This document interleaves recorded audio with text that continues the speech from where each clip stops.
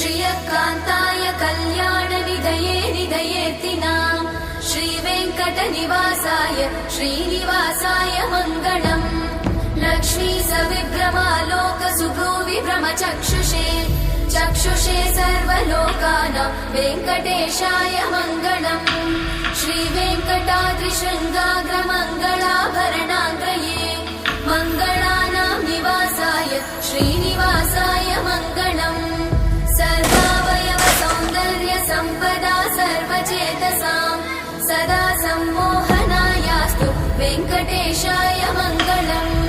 नित्याय निरवध्याय सत्यानन्दचिदात्मने सर्वान्तरात्मने श्रीमद् वेङ्कटेशाय मङ्गलम्। स्वतः सर्वविदे सर्वशक्तये सर्वशेषिणे सुलभाय सुशीलाय वेङ्कटेशाय मङ्गलम्।